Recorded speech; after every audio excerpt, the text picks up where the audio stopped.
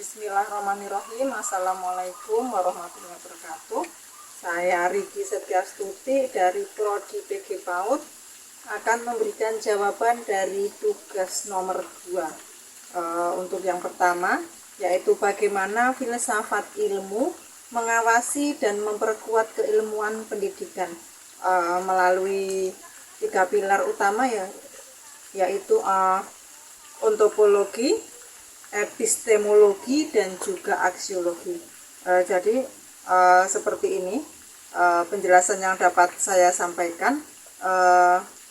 Ontologi itu kan mengawasi hakikat dan objek dari ilmu pendidikan.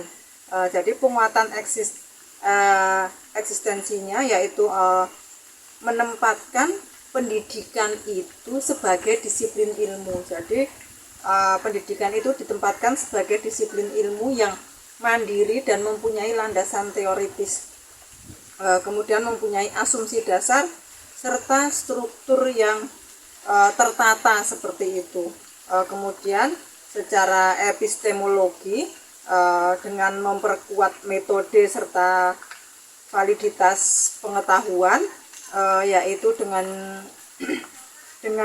menghindari bias. Jadi bias dalam mengajar itu mendorong untuk menjadikan pendekatan kritis, reflektif. Jadi pendidikan terus dapat mengevaluasi apa yang menjadi kelemahannya, kemudian dapat memperbaiki sesuai dengan apa yang diinginkan dan dapat menghilangkan apa yang menjadi kesalahannya yang terdahulu sesuai dengan perkembangan zaman, sesuai dengan ilmu dan teknologi. Kemudian secara aksiologi, yaitu pengawasan terhadap nilai dan tujuan moral, itu menanamkan nilai karakter dalam pendidikan itu sendiri, moral serta kecerdasan emosional, bukan hanya cerdas secara teori saja, tapi cerdas secara emosional. Apakah ini bisa diterapkan untuk secara etika ataupun tidak. Kemudian pendidikan yang bermakna, yang bernilai fungsi.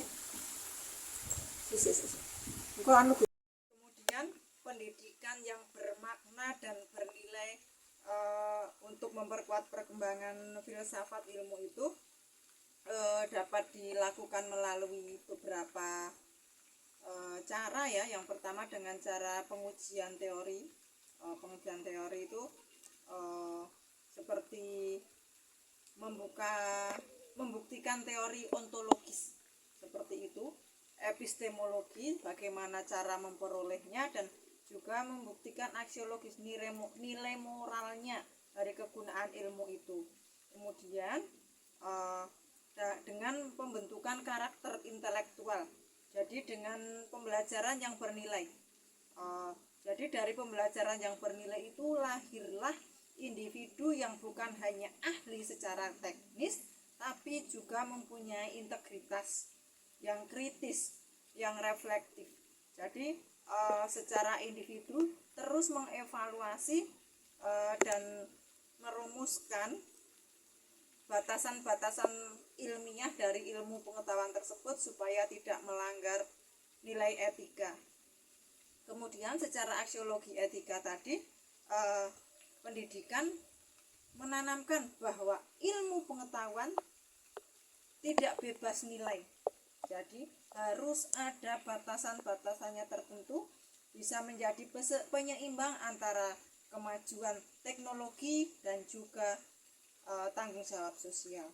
Terus untuk pertanyaan yang nomor 3, kenapa filsafat ilmu bisa disebut sebagai pisau analisis, ya?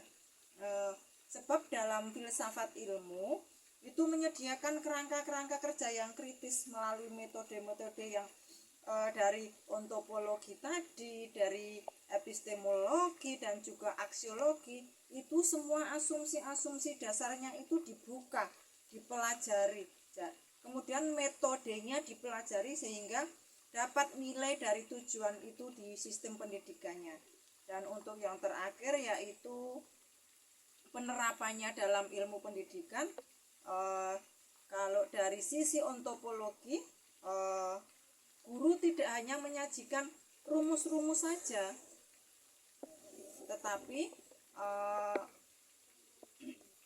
juga diajak meneliti, melihat ini fungsinya untuk apa, bagaimana mendapatkannya, dan seperti itu. Kemudian secara epistemologi memperoleh pengetahuannya, misalkan saya mengajar di TK, bagaimana misalkan nasi ini diperoleh. Jadi anak-anak bukan hanya tahu ini nasi, tapi dia juga diajarkan nasi ini, bagaimana cara memperoleh nasi ini, bagaimana cara agar nasi ini bisa matang, seperti itu diajarkan di sekolah.